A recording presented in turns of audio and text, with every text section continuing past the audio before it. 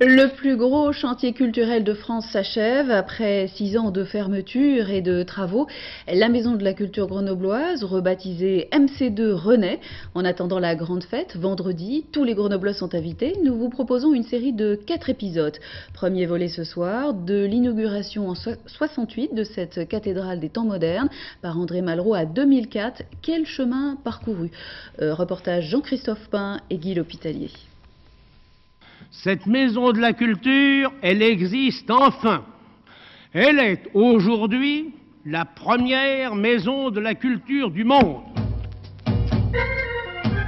1968, l'âge d'or de la culture. À l'époque, Grenoble, c'était plutôt le désert en la matière. Tout restait à construire, ou presque. Il y avait de petites équipes qui étaient passées par Grenoble et qui avaient parfois dû quitter la ville parce qu'elle n'avait pas de lieu d'accueil. Et cette maison arrivait à un moment où la ville appelait en quelque sorte à un renouveau de la vie artistique. D'une certaine façon, la Maison de la Culture a donné l'exemple aux communes de l'agglomération pour qu'elles forgent à leur tour leur propre politique culturelle pour leur territoire et pour leurs habitants. Depuis 68, en effet, les salles ont poussé comme des champignons dans toute l'agglomération.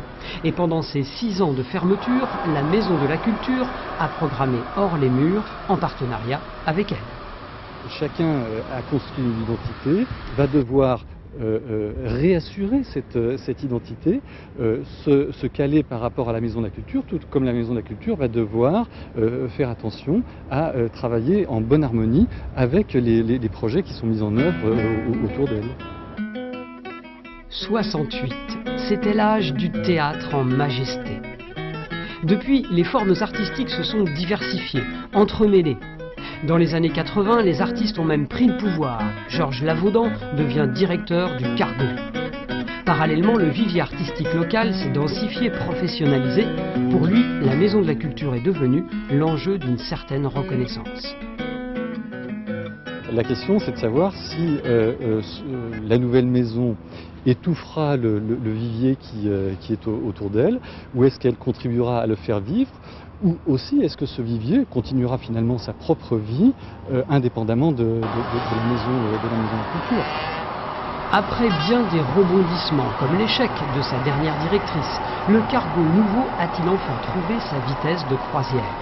Au-delà de la culture, 36 ans après sa création, cette maison-là restera-t-elle le symbole du mythe grenoblois, celui de l'expérimentation et de l'éducation populaire?